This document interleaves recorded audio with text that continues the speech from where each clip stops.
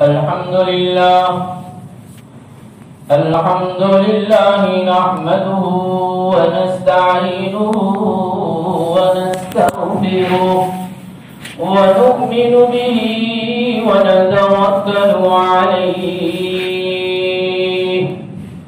ونعوذ بالله من شرور أنفسنا ومن سيئات أعمالنا من يهده الله فلا مضل له ومن يضلله فلا هادي له ونشهد أن لا إله إلا الله وحده لا شريك له ونشهد أن سيدنا ونبينا ومولانا محمدا عبده ورسوله صلى الله تعالى عليه وعلى آله وأصحابه أجمعين أما بعد فأعوذ بالله من الشيطان الرجيم بسم الله الرحمن الرحيم وإن لوطا لمن المرسلين إذ نجيناه وأهله أجمعين إلا عجوزا في الغابرين ثم دمرنا الآخرين وإنكم لتمرون عليهم مصبحين وبالليل أفلا تعقلون صدق الله العظيم. معزز سامعین کرام، سورہ صافات میں مختلف انبیاء کا ذکر اللہ تبارک و تعالیٰ نے فرمایا. توحید و رسالت اور آخرت یہ قرآن کے مضامین ہیں. تو ان مضامین میں اللہ تبارک و تعالیٰ توحید کے بعد رسالت کو بیان فرما رہا ہے، اور اس رسالت کے مضمون میں اللہ تبارک و تعالیٰ نے یکے بعد دیگر چند انبیاء کا تذکرہ فرمایا، جس میں سے حضرت لوط علیہ السلام کا تذکرہ اللہ تبارک و تعالیٰ فرما رہے ہیں. حضرت لوط علیہ السلام بھی پیغمبر خدا ہیں، اور شرق اردن میں سدوم اور عامورہ نامی بستیوں پر اور ان شہروں پر اللہ تبارک و تعالیٰ نے ان کو مبعوث فرمایا ہے. صاحب معالم العرفان فرماتے ہیں کہ 12 لاکھ سے زیادہ کی بستی والی آبادیوں میں اللہ تبارک و تعالیٰ نے حضرت لوط علیہ السلام کو پیغمبر بنایا. فرمایا ان میں سدوم عامورہ یہ ایسے 6 بڑے بڑے شہر تھے، اور جن میں تقریباً 4 لاکھ جیسی آبادی تھی ان شہروں میں، اور اس کے علاوہ دیہات اور قریے کے گاؤں تھے. اس طرح ملا کر 12 لاکھ سے زیادہ بستی ہوتی تھی. انسانیت 12 لاکھ سے زیادہ. ان پر اللہ تبارک و تعالیٰ نے حضرت لوط علیہ السلام کو ہادی بنا کر بھیجا اور نبوت و رسالت سے سرفراز فرمایا. پھر اللہ تبارک و تعالیٰ نے اس قوم کی نافرمانیوں کی پاداش میں، ان کی بدعمالیوں کے نتیجے میں ان کو ہلاک کیا. تو ان کی ہلاکتی کے لیے جن بدعمالیوں کو، بدعتواریوں کو اور ان کے فواحش کو وجہ قرار دی گئی، تو وہ کون سی وجہیں تھی اور وہ کون سی بدعتواریاں تھی اور وہ کون سے فواحش تھے اور وہ کون سی بدکاریاں تھی جس کے نتیجے میں ان کو ہلاکتی کا منہ دیکھنا پڑا. اور ان پر اللہ کی پکڑ، اللہ کا غضب، اللہ کا عذاب نازل ہوا۔ تو اس کی وجہ بیان فرماتے ہوئے مفسرین کرام فرماتے ہیں وَإِنَّ لُوطًا لَمِنَ الْمُرْسَلِينَ کہ لوط علیہ السلام کو اللہ نے پیغمبر بنایا۔ فرمایا ملک مصر کا جب ہجرت اور سفر ہوا ہے جس میں حضرت ابراہیم اور حضرت سارہ علیہ السلام کے ساتھ یہ لوط بھی ہے، اور حضرت ابراہیم علیہ السلام کے برادر زادے ہیں یعنی کہ بھتیجے ہیں حضرت لوط علیہ السلام۔ ملک مصر میں بسنے کے بعد بابل سے سفر کر کے ملک مصر میں آئے اور ملک مصر میں آباد ہوئے، وہاں وطن اقامت بنا لیا، پھر اس کو وطن اصلی میں تبدیل کر دیا گیا، اسی کو اپنا وطن بنا لیا گیا۔ ایک عرصہ گزرا، مال و متاع بھی اللہ نے خوب دیا اور مویشی بھی خوب دیے، اور مویشی کی تعداد، جانوروں کی تعداد بڑھ گئی، یہاں تک کہ ابراہیم اور لوط دونوں کے درمیان ان مویشیوں کو تقسیم کر دیا گیا، اور مویشی اور جانور ابراہیم کے حصے میں بھی لوط کے حصے میں بھی دونوں کے حصے میں بھتیجا ساتھ رہتا ہے، بھتیجا کی بھی حصہ لگے گا۔ فرمایا ان دونوں کے لیے مویشی اور جانور تقسیم کر دیے گئے، اور ان دونوں جانوروں کے ریوڑ کو چرانے والے چرواہے بھی الگ الگ، ان جانوروں کے نگہبانی کے لیے نگہبان اور محافظ اور چرواہے بھی الگ الگ ہیں، اور وہ دونوں چراگاہ میں مویشیوں کو لے کر جا رہے ہیں، لیکن ان محافظوں میں، ان چرواہوں میں کشمکش رہا کرتی، اور ان کے درمیان منازعات ہوا کرتا تھا، لڑائی ہوا کرتی تھی، بحث ہوا کرتی تھی اس بات پر کہ ابراہیم علیہ السلام کی ریوڑ کے اور جانوروں کے چرواہے چاہتے تھے کہ چراگاہ میں سبزہ جاریوں میں پہلے ابراہیم کے جانوروں کا نمبر لگے اور پہلے ابراہیم کے جانور چڑھے، اور لوط علیہ السلام کے جانوروں کے چرواہے چاہتے تھے کہ چراگاہ میں پہلا نمبر لوط علیہ السلام کی جانوروں کا ہو۔ ان دونوں کے درمیان اس طرح کی کشمکش رہا کرتی تھی۔ تو حضرت ابراہیم علیہ السلام نے حالات کو دیکھ کر حضرت لوط علیہ السلام سے مشورہ کیا، اور لوط علیہ السلام کی صلاح و مشورے کے بعد دونوں کے درمیان یہ طے پایا کہ اپنی دائمی محبت کو باقی رکھا جائے اور تعلقات کو خوشگوار رکھا جائے اور تعلقات کی بقا رکھی جائے، تو اس کے لیے دونوں کا الگ الگ ہونا ضروری ہے۔ اگر تعلقات برقرار رکھنا چاہتے ہیں، محبت میں دائمی اور ہمیشگی دینا چاہتے ہیں، تو دونوں الگ الگ ہو جائیں۔ اور مشورے سے یہ طے کیا گیا کہ ابراہیم علیہ السلام نے حضرت لوط علیہ السلام کو فرمایا آپ مصر سے ہجرت کر کے اپنے مویشیوں کے ساتھ، اپنے سامان کے ساتھ آپ یہاں سے ہجرت کر کے شرق اردن میں یہ سدوم اور عامورہ نام کی بستیوں پر چلے جائیں، اور وہاں جا کر دین حنیف کی تبلیغ کریں، دین ابراہیمی کی تبلیغ کریں، اور ہم مصر سے فلسطین چلے جاتے ہیں، اور ہم فلسطین میں جا کر تبلیغ کریں گے، فلسطین میں جا کر اپنا جو نصب العین ہے، اپنی جو ذمہ داری ہے اس کو پورا کریں گے۔ جانور ضرورت ہے اور پیغام حق پہنچانا یہ ضروری ہے، تو ہم اس ضرورت کو مقدم رکھیں گے اور ضرورت کو بعد میں رکھیں گے، ضروری چیز کو، مقصد کو آگے رکھیں گے، ضرورت کو پیچھے رکھیں گے۔ یہ انبیاء کرام علیہ السلام کی زندگی کا تمغہ ہے اور ان کا لب لباب ہے، ان کی زندگی کا خلاصہ ہے کہ مقصد کو آگے رکھتے ہیں، ضرورت کو پیچھے رکھتے ہیں، اور امتیوں کا حال یہ ہے کہ ضرورت کو مقدم رکھتے ہیں، مقصد کو پیچھے رکھتے ہیں۔ کہ دونوں کے درمیان یہ صلاح و مشورے سے یہ بات طے ہوئی اور دونوں نے ہجرت کی۔ حضرت لوط علیہ السلام نے ہجرت کر کے ملک مصر سے سدوم اور عامورہ نامی بستیوں میں پہنچے، جہاں کے لیے اللہ تبارک و تعالیٰ نے ان کو پیغمبری دی اور جن کی ہدایت کے لیے اللہ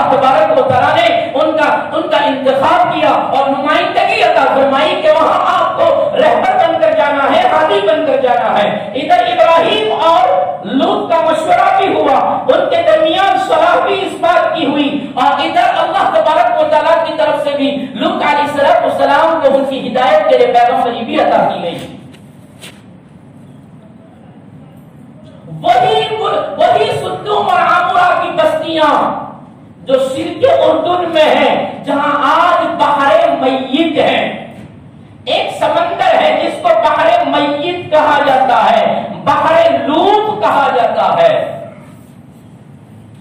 اس کے ارد گرد رہنے والوں کا آج بھی عقیدہ ہے اور آج بھی اعتقاد اس بات کا ہے، یہاں جو سمندر ہے شرک اردن کے اوپر جو سمندر ہے جس کو بحر میت کہا جاتا ہے، فرمایا آج جو سمندر ہے وہ پہلے ایک زمین کا حصہ تھا جس پر بستیاں آباد تھی، جس پر شہر آباد تھے اور بڑے بڑے شہر آباد تھے، جس کو سدوم اور عامورہ کہا جاتا ہے، یہ بڑے بڑے شہر آباد تھے، لیکن جب اس قوم پر عذاب آیا ہے اور اس قوم پر اللہ کی طرف سے فٹکار آئی ہے اور اللہ کی طرف سے قہر نازل ہوا ہے اور ان بستیوں کو پلٹا دیا ہے اور ان بستیوں میں بھوچال آئی ہے، ان بستیوں میں زلزلے آئے ہیں، تو فرمایا لکھا مفسرین نے 400 میٹر ساری بستیاں اندر زمین کے اندر 400 میٹر تک چلی گئی اور پانی اوپر آیا، انسانیت اندر پانی اوپر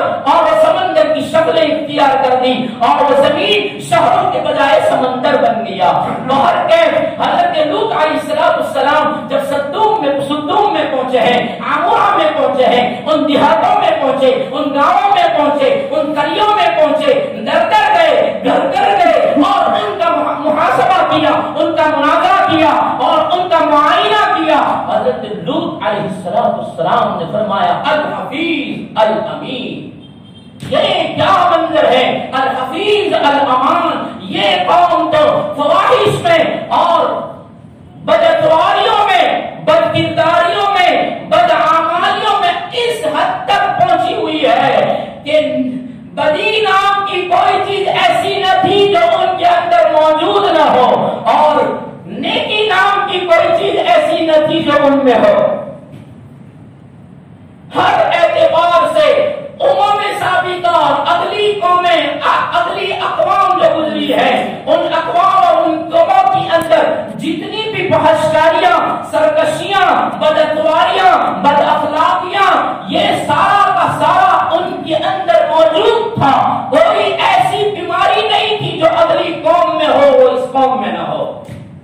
حضرت لوط علیہ السلام نے اس منظر کو دیکھا، پھر مفسرین فرماتے ہیں یہ قوم تو ایک ایسی خباثت کی موجب تھی اور ایک ایسی بدکاری کی ایجاد کرنے والی قوم تھی کہ ان سے پہلے جتنی بھی قومیں آئی کسی قوم میں بھی وہ خباثت نہیں تھی۔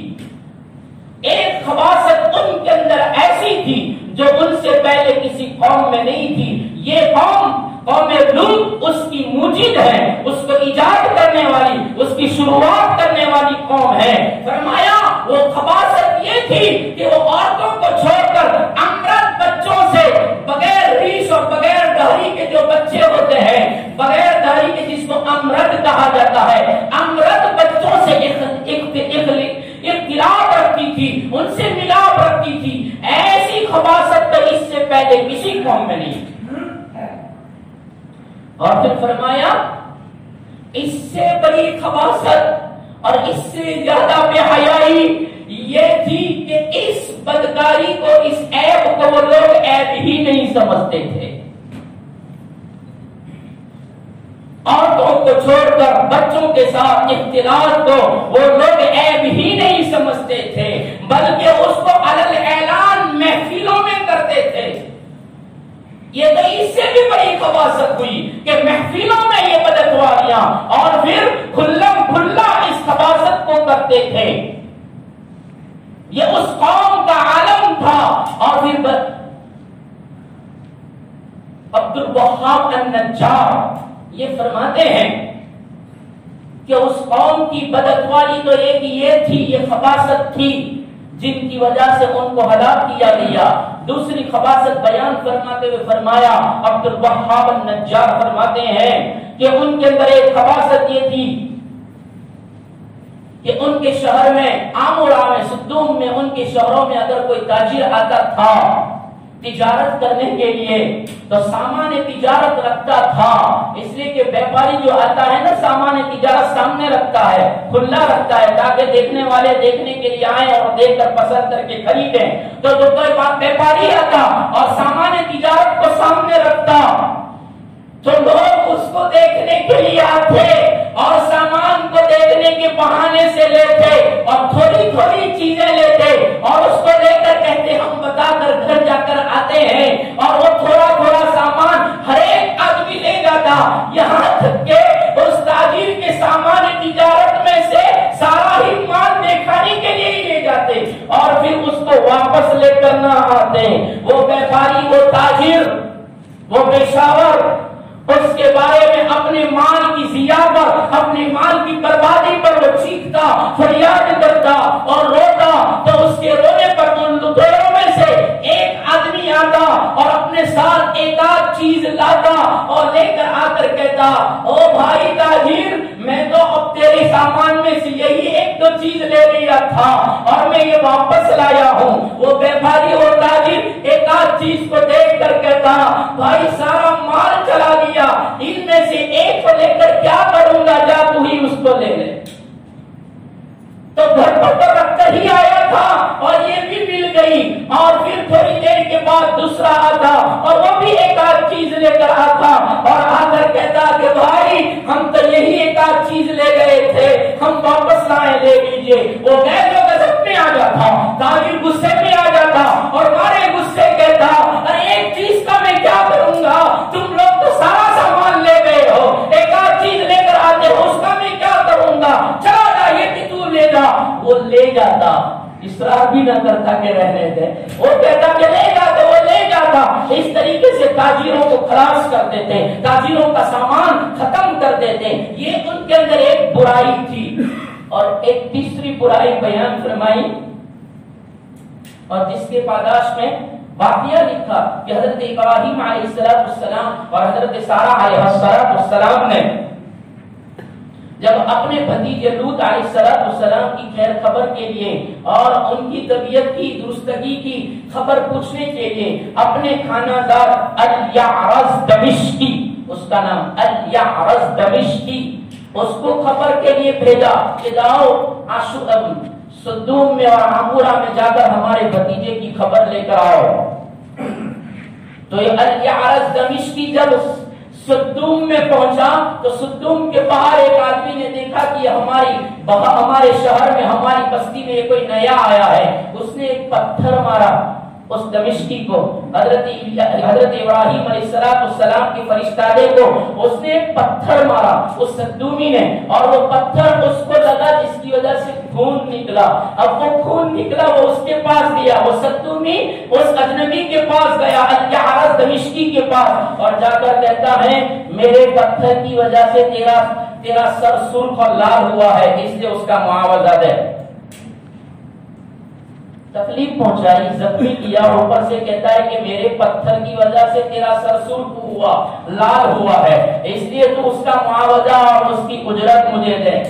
وہ کہتا شرم نہیں آتی، یہ خباثت کرتا ہے، ایک تو ظلم کرتا ہے، اجنبی پر پتھر چلاتا ہے، خون نکلتا ہے، زخمی ہوتا ہے، جلن ہوتی ہے، درد ہوتا ہے، دکھ ہوتا ہے، اور تو اوپر سے معاوضہ مانگتا ہے، وہ اصرار کرتا ہے، وہ نہ کہتا ہے۔ دونوں میں بحث ہوئی، وہ سدومی پکڑ کر اپنی عدالت میں لے گیا، حاکم کے پاس لے گیا، اور حاکم سے مدعی نے دعویٰ کیا، یعنی اس سدومی نے دعویٰ کیا اور کہا کہ میں نے پتھر مارا اس کے سر پر اور اس کے سر میں سے خون نکلا، اس کا سر لال اور سرخ ہوا، تو میں اس کے پاس معاوضہ مانگتا ہوں اور وہ معاوضہ نہیں دیتا۔ تو حاکم عدالت نے بھی یہ فیصلہ کیا کہ اس اجنبی کو چاہیے کہ اس سدومی کو معاوضہ ادا کریں۔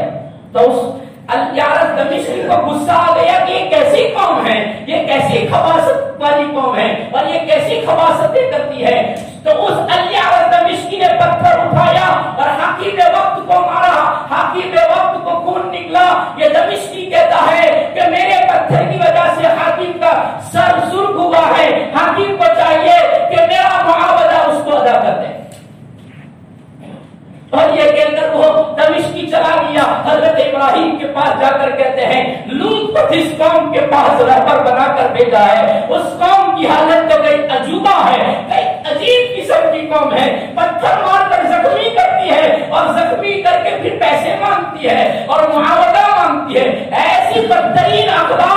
اور ایسی بد اخلاقی کی عروج کو پہنچی ہوئی قوم ہے، اور ایسوں کے بیچ میں حضرت لوط محنت کر رہے ہیں کہ فریضہ تبلیغ کو ادا کر رہے ہیں، اور امر و نواہی کے ذریعے سے ان کو ہلاکتی سے روک رہے ہیں، اور امر بالمعروف نہی عن المنکر کر کے ان کو بدعتواریوں سے باز رہنے کی دعوت دے رہے ہیں۔ یہ اس قوم کی خباثتیں تھی۔ حضرت لوط علیہ السلام نے اس قوم کو بہت اچھے لہجے میں سمجھایا اور اس قوم سے کہا یہ بدعتواریاں چھوڑ دو، ایک نظافت والی زندگی اپناؤ اور ایک پاکیزہ زندگی کی ترغیب دے رہے ہیں۔ قوم کی سمجھ میں نہیں آ رہا ہے۔ حضرت لوط علیہ السلام نے، مفسرین فرماتے ہیں، ہر ممکن راستہ اختیار کیا اور بند و نصائح کے ذریعے سے یہاں تک کہ اگلی قوموں کی بدعتواریوں پر ان کے جو نتائج ہوئے اور ان پر جو عذاب الہی ہوا وہ سارے نتائج بھی ان کو سنائے اور ان کو ان کی عذاب سے بھی ڈرایا، اور ان ہلاک شدہ قوموں کے تذکیرے کر کے ان کو بند و نصائح کی بیانات کے ذریعے، تقریروں کے ذریعے، بول کے ذریعے، سمجھانے کے ذریعے، زبان کے ذریعے، عمل کے ذریعے ہر ممکن طریقے سے قوم کو سمجھانا چاہا۔ لیکن قوم کی وہی ڈگر جو امت محمدیہ کی آج ڈگر ہے، بیانات کی کمی نہیں ہے، تقریروں کی کمی نہیں ہے، ملاقاتوں کی کمی نہیں ہے، انفرادی اجتماعی جوڑ، اجتماعات، محفلیں، مجلسیں اور جلسے، سنانا سب کچھ ہو رہا ہے، لیکن وہی بدعتواریاں اور وہی ڈگر جو قوم لوط کی تھی کہ سنانے کے باوجود بھی، سننے کے بعد بھی آنکھ آڑے کان کر دینا، سنی انسنی کر دینا، یہ قوم لوط کا پیشہ تھا، یہ قوم لوط کی بدعتواری تھی۔ قوم پر اثر صحیح پڑنے کے بجائے قوم پر لوط علیہ السلام کے بند و نصائح کا اثر الٹا پڑا، اور مفسرین فرماتے ہیں اس قوم نے حضرت لوط علیہ السلام کے پیغام پر اور حضرت لوط کے سمجھانے پر حضرت لوط کو جواب دیتے ہوئے کہا، ارے آپ تو بہت پاک ہو، ہم ناپاک ہیں، پاک لوگوں کا ناپاک لوگوں کی بستی میں کیا کام ہے؟ لو، پاک لوگوں کا ناپاک لوگوں کی بستی میں کیا کام ہے؟ اس سے تو چاہیے کہ آپ پاک ہیں، ناپاکوں کی بستی سے نکل جاؤ۔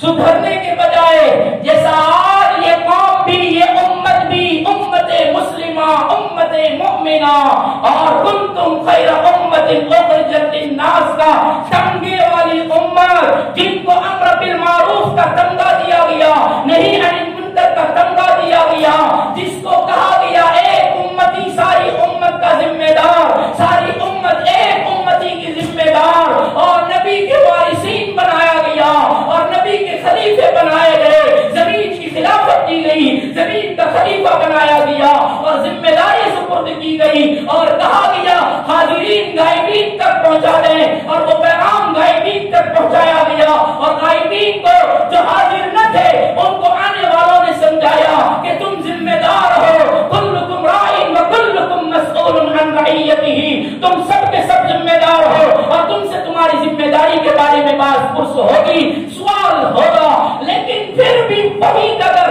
کہ نہیں کریں گے، نہیں مانیں گے۔ ان کا اثر قوم لوط پر ہوا اور کہا، غیظ و غضب میں، غصے میں کہا، نکل جاؤ ہماری بستی سے، آپ پاک ہو، پاک لوگوں کا ناپاک لوگوں کی بستیوں میں ضرورت نہیں ہے۔ وہ نہیں جانتے کہ اگر یہ پاک نکل گیا تو ناپاکوں کی صفحہ ہستی سے نام و نشان مٹا دیا جائے گا۔ نہیں سمجھتے کہ اس پاک کی وجہ ہی سے ناپاک لوگ بچے ہوئے ہیں، بدکرداریوں کے عروج کے باوجود بھی ان کو سنبھالا مل رہا ہے، اس پاک کی وجہ سے، اس پیغمبر کی وجہ سے۔ اس کی اولاد میں صرف بچیاں تھی، بچہ نہیں تھا، حضرت لوط کی صرف لڑکیاں تھی، لڑکا نہیں تھا۔ ان لڑکیوں کی وجہ سے جنہوں نے اپنے باپ کے پیغام کو تسلیم کیا، اپنے باپ کی دین پر چل رہی تھی، ان معصوموں کی وجہ سے ان کی جانیں بچی ہوئی تھی، ان کو زمین پر سلامت رکھا گیا تھا،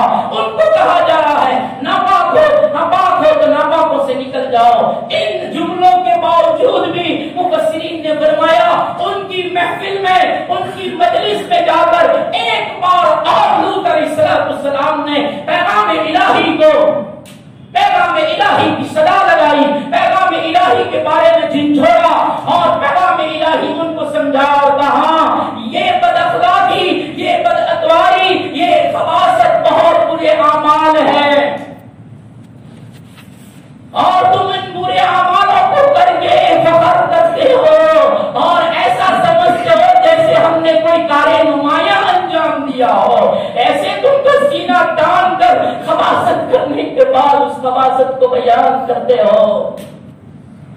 وہ پردہ پوشی کرتا ہے اور تم پردہ دری کرتے ہو. یہ امت بھی گناہ کرنے کے بعد گناہوں کا تذکرہ کرتی ہے اور مجلسوں میں اپنے گناہ کی ریپیٹ کرتی ہے. میں نے یہ کیا، میں نے یہ کیا، میں نے اس طرح کیا، میں نے وہ کیا. ارے اتنی خباثتیں کرنے کے بعد جبکہ وہ رب ستائی کر رہا تھا، تو نے مجلس میں بیٹھ کر اپنے کیے ہوئے پاپ کو سب کے سامنے ظاہر کیا. یہ تو قوم لوط کرتی تھی. چوری کر کے سینہ زوری کرنا یہ تو قوم لوط کا عمل تھا. یہ امت محمدیہ کا عمل نہیں ہے. کسی کی عزت اور آبرو ریزی کرنے کے بعد اس کی عزت کو اور اچھالنے کے لیے مجلسوں میں تذکیریں کرتے ہیں. فرمایا قوم لوط کی اس خباثت کو حضرت لوط علیہ السلام نے سمجھایا، لیکن پھر قوم نہیں مانی اور قوم ماننے کے بجائے کہہ رہی تھی لوط نکل جاؤ ہماری بستی سے ورنہ ہم تمہیں سنسار کر دیں گے، پتھر مار مار کر ختم کر دیں گے. سنساری کی دھمکی دیتے اور سنسار کر دینے کی باتیں کرتے. ارے وہ ناسیدور تمہیں بچانا چاہتا ہے. حضرت لوط علیہ السلام فرما رہے ہیں اور میری قوم تمہاری ہدایت کے لیے مجھے بھیجا اور میں نے سدوم کو اپنا وطن بنایا، عمورہ کو میں نے وطن بنا لیا اور یہاں میں نے آپ لوگوں کو میری دعوت کی وجہ سے میں تم سے دنیا نہیں چاہتا، میں اس کا معاوضہ نہیں چاہتا. ما اسألکم علیہ اجرا ان اجری الا علی رب العالمین. میرا اجر تو وہ دے گا، مجھے تم سے دنیا نہیں چاہیے. میں تو دنیا اور آخرت کی بہبودی چاہتا ہوں اور تمہیں دنیا آخرت کی ہلاکتوں سے بچانا چاہتا ہوں. میں تمہیں دنیا اور آخرت کی عذابوں سے بچانا چاہتا ہوں. دنیا میں اس کی پکڑ آئی تو کوئی بچا نہ سکے گا اور آخرت ہمیشہ ہمیشہ کے لیے برباد ہو جائے گی.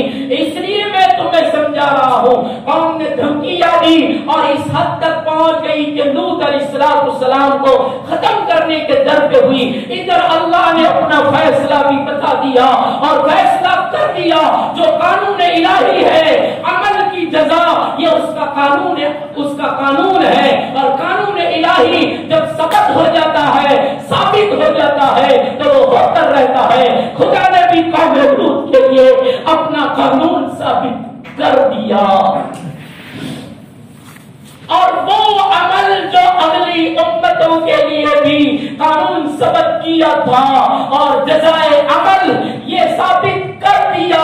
اور اللہ نے 3 فرشتوں کو آدمیوں کی شکل میں ابراہیم کے پاس بھیجا، جس کی داستان حضرت ابراہیم کے قصے میں سنی ہے، ابراہیم علیہ السلام کی تفسیر میں سنی ہے. ابراہیم کے پاس ایک بشارت دے کر بچے کی اسحاق کی، پھر لوط کی طرف روانہ ہوئے، قوم لوط کی طرف روانہ ہوئے. جب ابراہیم کو لوط علیہ السلام کی بستی کو ہلاک کرنے کا ان 3 فرشتوں نے کہا اور کہا ہم تو لوط کی بستی کو اور لوط کی قوم کو ختم کرنے کے لیے آئے ہیں، ان پر عذاب لے کر آئے ہیں، تو ابراہیم غصے ہو گئے.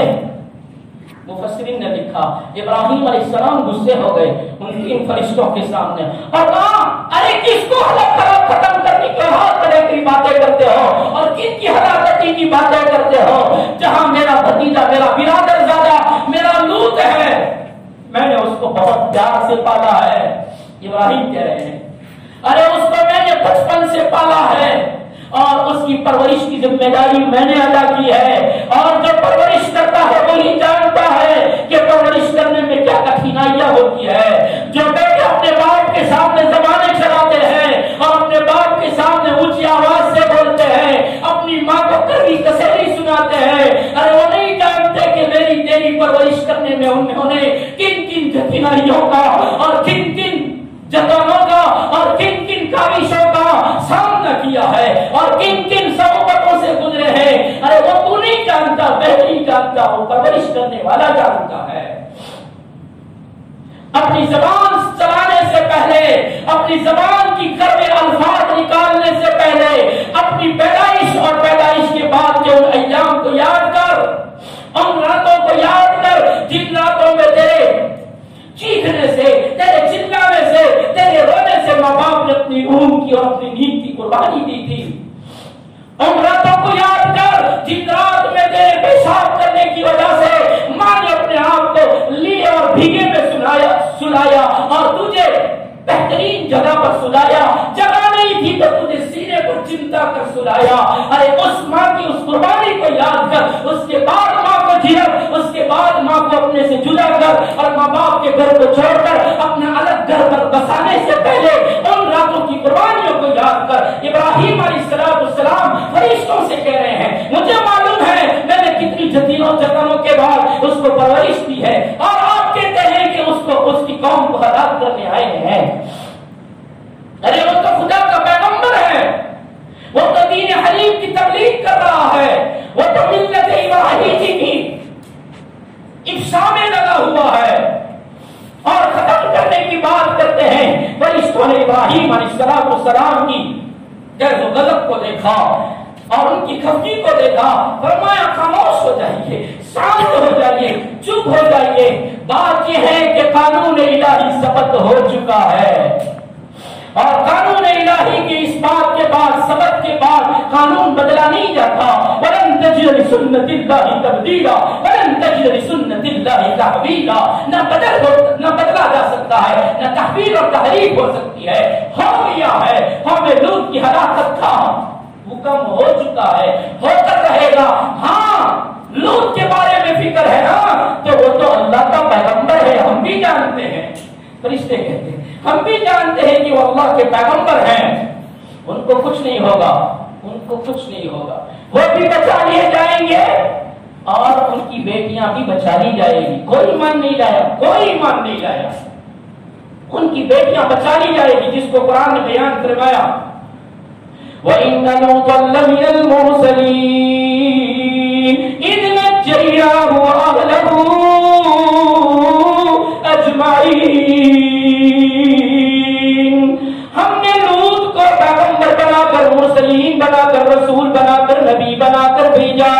इज़ नज्जयनाहु, हमने नजात दी उसको, व अहलहु अजमाईन, और उसके सारे घराने को, उसकी घर की सारी बेटियों बच्चियों को हमने बचा लिया और हम नजात देने वाले हैं, हम उनको अजाब से बचाने वाले हैं। इब्राहिम इतनी खफगी न करिए ना और इब्राहिम इतने गुस्से न हो जाइए ना। अल्लाह ने भेजा है और अल्लाह ने हमें हुक्म भी दिया है कि लूत को भी बचा लिया जाए और लूत की बेटियां भी बचा ली जाए। इल्ला अजूज़न फिल गाबीरीन, इस्तिस्ना करते हुए फरमाया, फरिश्तों ने, उन 3 फरिश्तों ने फरमाया, इब्राहिम लेकिन तेरे भतीजे की बहू, तेरी भतीजे की बीवी को बचाया नहीं जाएगा, वो भी हलाक होने वालों में से है। इल्ला अजूज़न फिल गाबीरीन, अजूज़ कहते बूढ़ी को, बुढ़ापे को अजूज कहा जाता है। फरमाया वो बूढ़ी है ना, वो बूढ़ी तो खत्म की जाएगी, वो उन हलाक होने वालों में से है, वो नहीं बचेगी। हजरत लूत हजरत इब्राहिम अलैहिस्सलाम को ये तसल्लियां देकर जो तीनों के तीनों फरिश्ते रवाना हुए और लूत अलैहिस्सलाम के पास पहुंचे, लूत अलैहिस्सलाम के घर पर पहुंचे। फरमाया हसीन थे, खूबसूरत थे, फरिश्ते हैं ना, हसीन थे, खूबसूरत थे और नौ उम्र, अभी जवानी की दहलीज में दाखिल हो, ऐसा करियर जवान जिस पर अभी दाढ़ी भी नहीं आई, दाढ़ी का एक बाल भी नहीं आया, अमृत शक्ल में अल्लाह ने उन 3 खूबसूरत फरिश्तों को इंसानी शक्ल में लूत के घर पर पहुंचाया। हजरत लूत अलैहिस्सलाम के घर पर मेहमान बने, मेहमान आए हैं, कौन इनकार कर सकता है। लूत ने इस्तकबाल किया, अहलन व सहला किया और लूत ने आने वाले मेहमानों को घर में अंदर दाखिला दिया और मेहमान पसीर किया। मेहमानों को देखकर, उनके चेहरों की तिलमिलाहट को देखकर, उनके चेहरों की सुर्खी को देखकर लूत अलैहिस्सलाम का चेहरा बस मुर्दा हो गया। हजरत लूत अलैहिस्सलाम के बदन में एकदम आग लग गई और लूत अलैहिस्सलाम के पांव ढीले पड़ गए और हजरत लूत अलैहिस्सलाम सोचो फिक्र की वादियों में गुम हो गए कि क्या होगा। मेहमान आए آئے ہیں اور میرے گھر میں تو کوئی لڑکا نہیں تھا، آج لڑکوں کی شکل میں نوجوان مہمان آئے ہیں اور میری قوم کی بدعتواری تو عروج پر ہے اور میری قوم تو عورت بچوں کو دیکھ کر دیوانی ہو جاتی ہے اور میری قوم کی تو یہ خباثت ہے کہ بچوں سے اختلاط کرنا یہ ان کا پیشہ ہے۔ اگر میری قوم کو خبر ہو گئی اور میری قوم نے جان لیا کہ لوط کے گھر پر آنے والے مہمان مرد ہیں اور وہ بھی خوبصورت ہے اور وہ بھی امرد ہے، بالکل جوان ہے، تو میری قوم مشکل معاملہ کر دے گی۔ اسی میں غم اندوختہ ہے اور غموں میں اور غموں کی وادیوں میں گم ہے۔ حضرت لوط علیہ السلام کے حالات کو دیکھا، حضرت لوط علیہ السلام سوچ رہے ہیں گھر کو آگ لگے گی گرہی کے چراغ سے، اس لیے کہ میری بیوی تو ان کے ساتھ ہے، میری بیوی تو مشرکہ ہے اور میری بیوی تو ان کا ساتھ دیتی ہے۔ اگر ان کو پتا نہ بھی چلا تو گھر کا آدمی میری ہی بیوی ان کو بتا دے گی اور وہ جان لیں گے تو میرے گھر پر آ جائیں گے اور میرے لیے معاملہ بہت مشکل ہو جائے گا۔ کوئی رجل رشید نہیں ہے، کوئی نیک فطرت نہیں ہے کہ جو اس معاملے کو سلجھا سکے، کوئی نہیں ہے۔ اسی سوچ میں تھے کہ قوم کو پتہ چل گیا، خبر ہو گئی کہ لوط کے گھر پر مہمان آئے ہیں اور وہ بھی نوجوان خوبصورت آئے ہیں، سارے کے سارے دوڑ پڑے اور لوط علیہ السلام کے گھر کا گھیراؤ کر لیا۔ لوط علیہ السلام کا پورا گھر گھیر لیا گیا۔ لوط علیہ السلام نے چھوٹی سی کھڑکی سے دیکھا جب میں غفیر ہے، اتنے ساروں کو کیسے ہٹاؤں گا، اور وہ مہمان بیٹھے ہیں، سارا منظر دیکھ رہے ہیں، لوط کی بے چینی اور بے قراری کو دیکھ رہے ہیں اور لوط اس سے دیکھ کر کہہ رہے ہیں اور لوگوں کوئی تو ایک سلیم فطرت کا ہو، کوئی تو رجل رشید ہو کہ ان کو سمجھائے اور ان کو یہاں سے ہٹائیں۔ کون کرے گا، کون کرے گا؟ ارے چلے جاؤ، یہ آنے والا تو اجنبی ہے، یہ آنے والے تو مہمان ہے اور مہمانوں سے بدتمیزی نہیں کی جا سکتی اور مہمانوں سے خباثت نہیں کی جا سکتی، مہمان کا اکرام کیا جاتا ہے۔ اگر گھر پر دشمن بھی آ جائیں تو اس کا اکرام کیا جاتا ہے۔ ارے یہ مہمان آئے ہیں، ان کے ساتھ ایسی بدتمیزیاں نہیں کیا کرتے، یہ تہذیب و تمدن کے خلاف ہے۔ میری بات کو سمجھو، کوئی نہیں سنتا، کوئی نہیں سمجھتا اور سب کہہ رہے ہیں نہیں نہیں دروازہ کھولو، ان کو ہمارے حوالے کر دو، ان کو ہمارے حوالے کر دو۔ لوط علیہ السلام رونے لگے اور لوط علیہ السلام عاجزیاں کرنے لگے اور عاجزی کر کے کہنے لگے کہ ایسا نہ کرو۔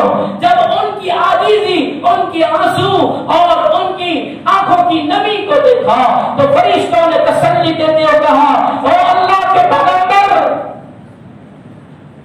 اتنا بے قرار کیوں ہوتے ہو، اتنی بے چینی کیوں کرتے ہو؟ فکر نہ کرو، وہ ہم پر قابض نہیں ہو سکتے، وہ ہم پر مسلط نہیں ہو سکتے، ہم ان پر مسلط ہونے کے لیے آئے ہیں۔ فکر نہ کرو، ہم انسان نہیں ہیں، ہم اللہ کے فرشتے ہیں، عذاب لے کر آئے ہیں۔ لوط علیہ السلام کو جب یہ کہا، لوط علیہ السلام ایک دم چوکنا ہو گئے۔ کیا کہتے ہیں؟ ہاں یہ تو انسانی شکل میں اللہ نے امتحان کے لیے بھیجا ہے، ان کی بدعتواریوں کو ثابت کرنے کے لیے، ان کی خباثتوں کے ثبوت کے لیے کہ کیسی خبیث ترین قوم ہے کہ جب بھی نوجوان کو دیکھتے ہیں، امرت کو دیکھتے ہیں، خوبصورت کو دیکھتے ہیں تو دیوانے بن جاتے ہیں۔ اللہ نے ہمیں انسانوں کی شکلیں دی ہے، ہم انسان نہیں ہیں، ہم فرشتے ہیں، فکر نہ کرو، غالب نہیں آ سکتے۔ سنو، لوط سے کہہ رہے سنو، ہم آپ کو پیغام دے رہے ہیں کہ اللہ نے عذاب کا فیصلہ کر دیا ہے اور آج رات کو عذاب آئے گا، کیا کیا جائے؟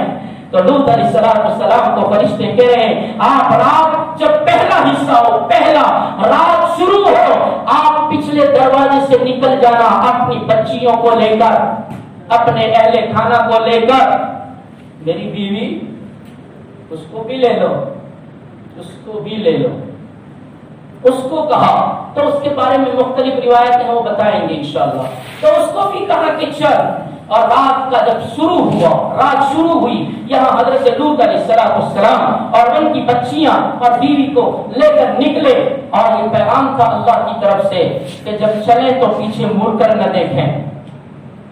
کیسی بھی آواز آئے، کیسی بھی کڑک ہو، کیسی بھی رونے چیخنے چلانے کی آواز ہو، خبردار پیچھے مڑ کر مت دیکھنا. جو پیچھے مڑ کر دیکھے گا اس پر بھی وہی عذاب آئے گا جو ان پر آئے گا. سیدھے سیدھے چلنا ہے.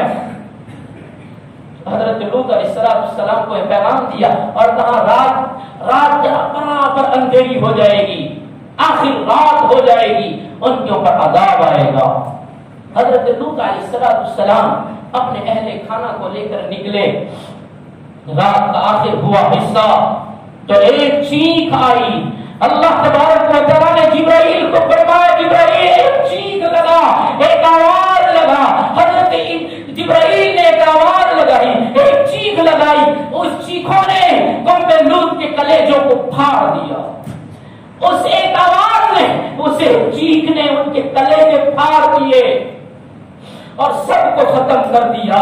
اور اس پر بس نہیں، چیخ کے بعد جب سب کے سب ختم ہو گئے، ایک روایت میں فرمایا جب یہ چیخ لگی اور قوم کے کلیجے پھٹے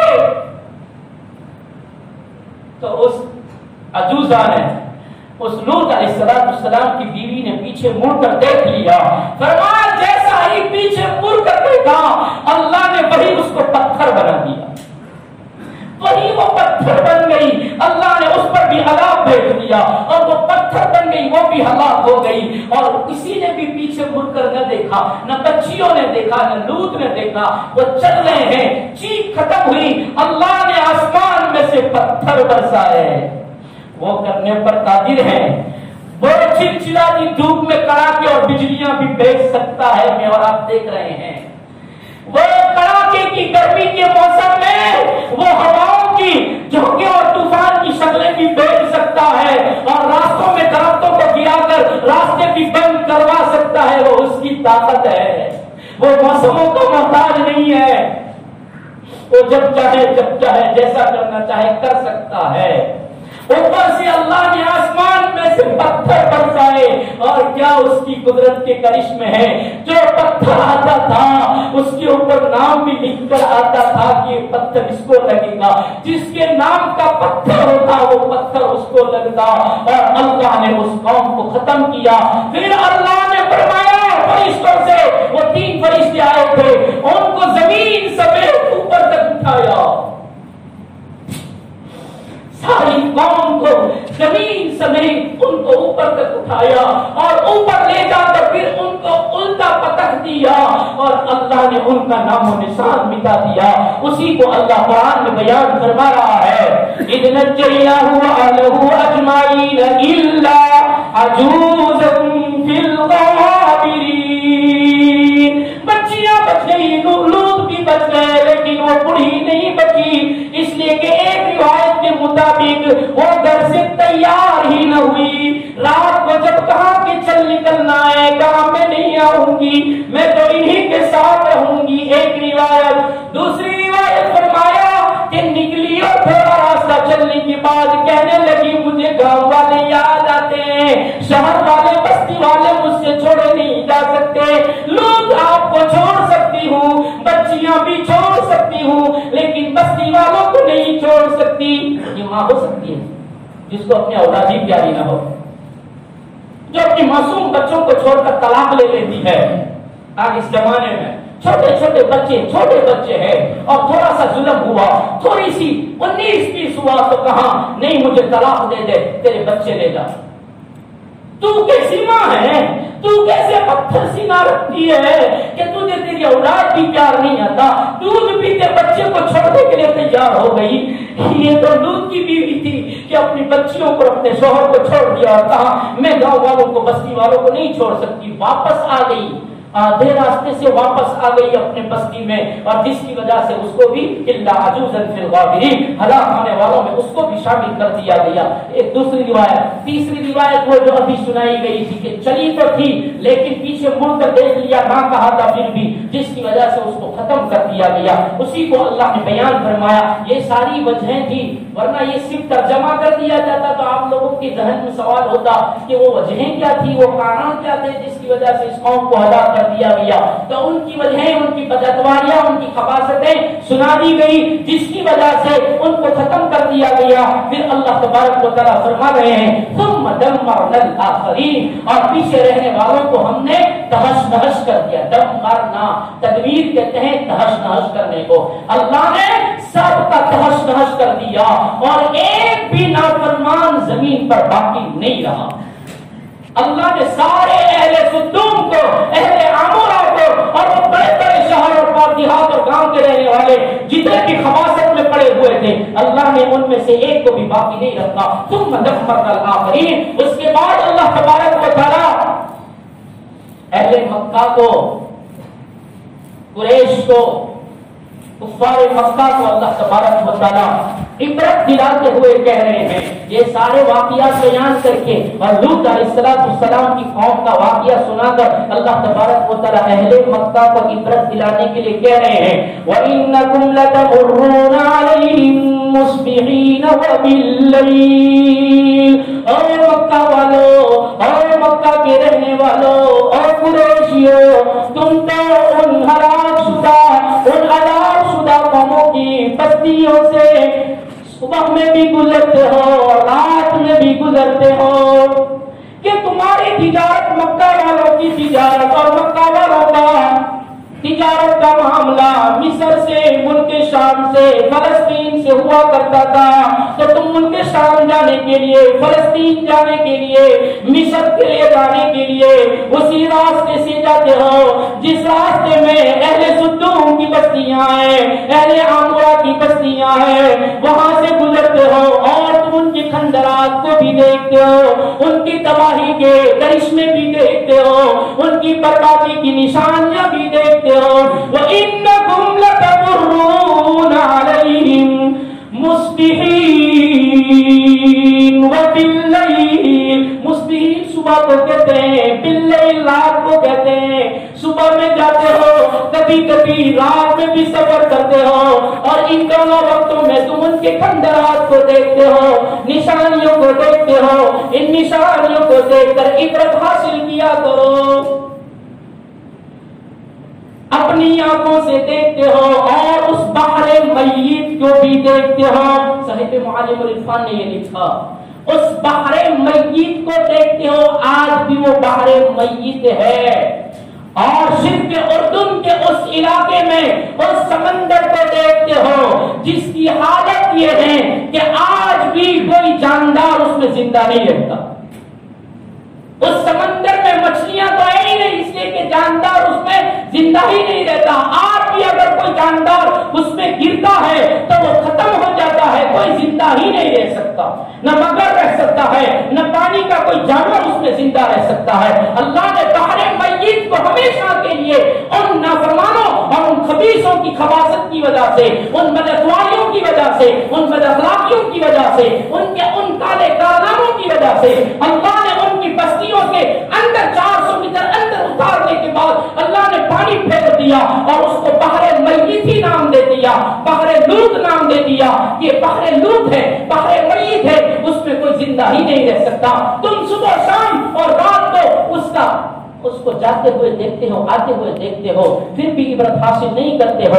ان لوگوں نے لوط کی تکذیب کی، لوط کی باتوں کا مذاق اڑایا، لوط کا خطہ اڑایا، اور لوط علیہ السلام کے بارے میں انہوں نے ان کو بڑی تکلیفیں پہنچائی اور ان کی بات کو تسلیم نہ کیا، جس کے نتیجے میں اللہ نے ان پر یہ عذاب بھیجا۔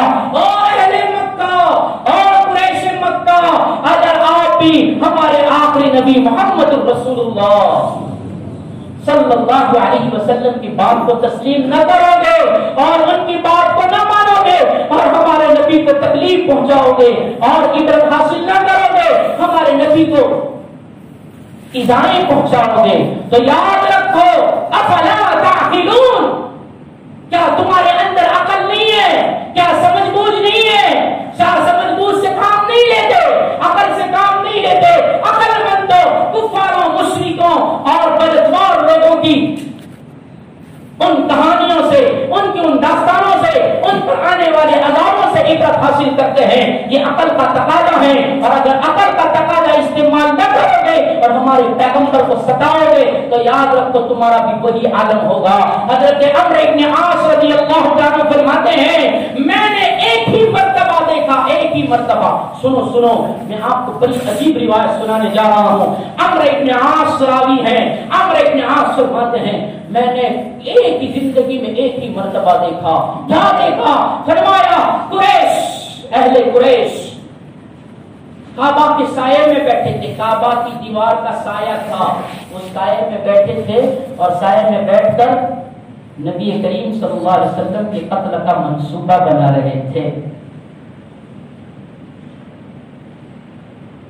अल्लाह के घर के साये का फायदा उठाते हैं और मशवरे कितने गलत हैं और कितनी खतरनाक तदबीर। और अम्र इब्न आस फरमाते हैं, मैंने देखा कि मोहम्मद रसूलुल्लाह सल्लल्लाहु अलैहि वसल्लम उस वक्त मकाम इब्राहिम के करीब नमाज पढ़ रहे थे और वो इधर मशवरा कर रहे थे। इतने में उन अहले कुरैश में से उक़बा बिन अबी मुईद वो उठा मजलिस में से और उठकर नबी करीम सल्लल्लाहु अलैहि वसल्लम जो मकाम इब्राहिम के करीब नमाज पढ़ रहे थे गया और अपनी चादर को नबी करीम सल्लल्लाहु अलैहि वसल्लम के गले में बीट दिया और नबी करीम सल्लल्लाहु अलैहि वसल्लम के गले में चादर डालकर बीट करके और जोर से खींचा, यहाँ तक कि नबी करीम सल्लल्लाहु अलैहि वसल्लम जमीन पर गिर गए।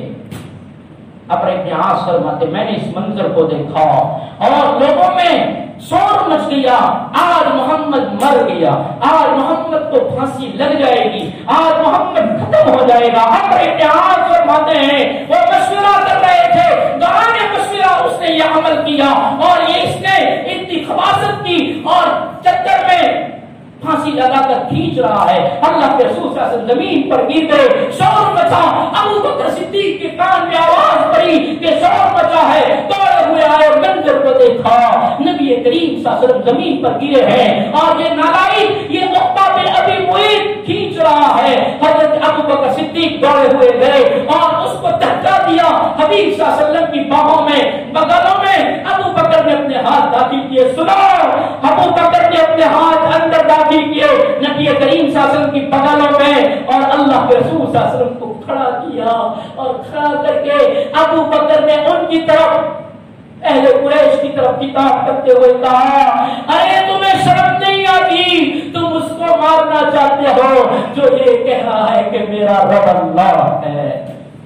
इस बात पर तुम उसको मारने की कोशिश कर रहे हो और उसके गले में चद्दर डालकर फांसी देना चाहते हो। तुम कैसे लोग हो?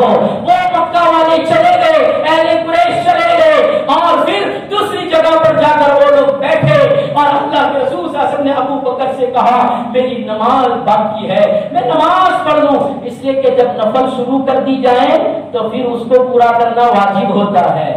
अगर नफल नमाज पढ़ रहे हैं और अगर किसी वजह से वुजू टूट गया तो अब उसको लौटाना जरूरी है, इसलिए कि अब उसको पूरा करना वाजिब है। अल्लाह के रसूल सल्लल्लाहु अलैहि वसल्लम ने अपनी नमाज पूरी की और नमाज पूरी करके जब जाने लगे, वो अहले कुरैश बैठे हुए थे। अल्लाह के रसूल सल्लल्लाहु अलैहि वसल्लम ने फरमाया, ए जमात कुरैश सुनो, मुझे तुम्हें खत्म करने के लिए भेजा गया है, मुझे तुम्हें कत्ल करने के लिए भेजा दिया है। उसका मतलब क्या? तो फरमाया कि अगर मेरी बात नहीं मानोगे, मुझे तकलीफ दोगे और सरे तस्लीम खम नहीं करोगे, मेरे पैगाम को नहीं सुनोगे, तो याद रखो हमारे हाथों से तुम कत्ल किए जाओगे। अबू जहल भी था तो अबू जहल ने कहा नबी करीम सल्लल्लाहु अलैहि वसल्लम से, क्या आप तो बड़े अकल वाले हैं, आप इतना गुस्सा क्यों करते हैं? तो अल्लाह के रसूल सल्लल्लाहु अलैहि वसल्लम ने फरमाया, तू भी कत्ल होगा।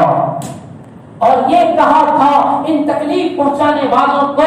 फिर बदर का मौका आया तो वो जितने मशवरा कर रहे थे, और वो उक़बा भी था, अबू जहल भी था, वो सारे जो थे 70 मारे गए और उन 70 में सारे के सारे मारे गए। जो अल्लाह के रसूल ने फरमाया हमारे हाथों से मारे जाओगे।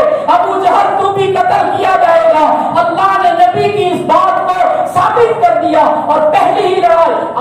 تک تو برداشت کرتے رہے, مکہ میں تو ایذائیں برداشت کرتے رہے, اب اللہ نے مدینہ میں جانے کے بعد کہا اب برداشت کرنے کا موقع نہیں ہے, اب ان سے مقابلے کا موقع ہے. مقابلے کے لیے اترو, 313,000 کا مجموعہ ہے اور 1000 کا جمع کثیر ہے, فکر مت کرو. اللہ نے فرمایا آج انتقام لیا جائے گا, وہ مقام ابراہیم کے وقت جو کیا تھا آج اس کا بدلہ لیا جائے گا. اور 70 کے 70 قتل کر دیے گئے, اور بدر کے اس کنویں میں ڈالتے وقت اللہ کے رسول صلی اللہ علیہ وسلم نے روتے ہوئے فرمایا ہم نے نہیں کہا تھا کہ تم ہمارے ہاتھوں سے مارے جاؤ گے.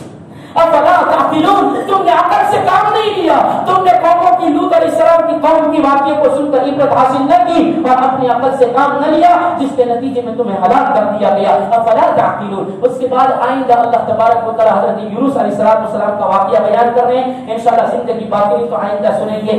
فرمائیں بسم اللہ الرحمن الرحیم. سبحان اللہ وبحمدہ سبحان اللہ العظیم. اللهم صل على سيدنا محمد وعلى آل سيدنا محمد وبارك وسلم. يا أحد الصمد الذي لم يلد ولم يولد ولم يكن له كفوا أحد. يا حي يا قيوم برحمتك نستغيث يا ذا الجلال والإكرام.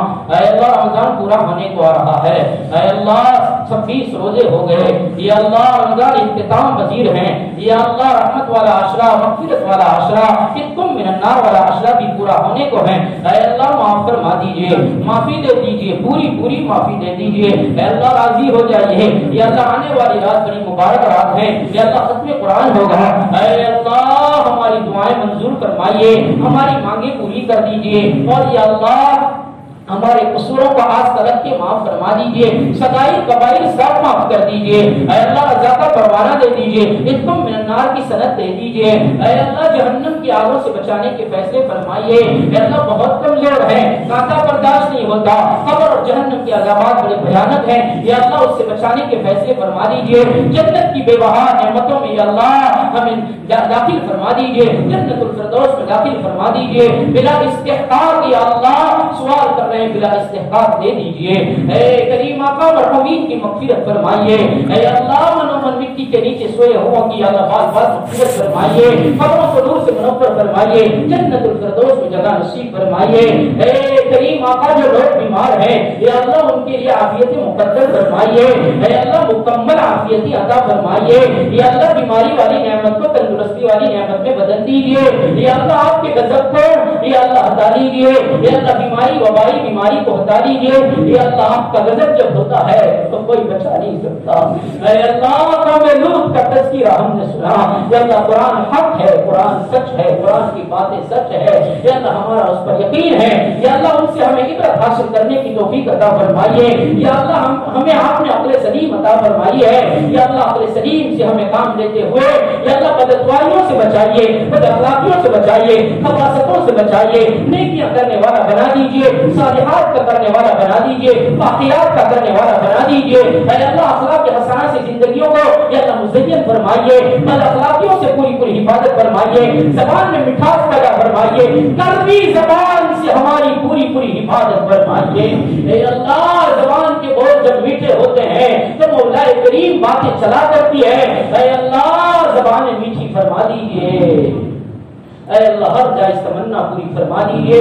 دعاؤں کو اپنے بدل سے نبی کریم صلی اللہ علیہ وسلم کے صدقے طویل میں قبول فرمائیے. مسجدوں میں, مدرسوں میں, قبرستان میں دینے والوں کی عطیوں کو قبول فرما کر ان کی جائز تمنائیں پوری فرماتے ہوئے ان کے مرحومین کی مغفرت فرما کر ان کی روحوں تک اس کا ثواب پہنچائیے اور جنت الفردوس میں جگہ نصیب فرما دیجیے. وصلی اللہ علی النبی الکریم برحمتک یا ارحم الراحمین.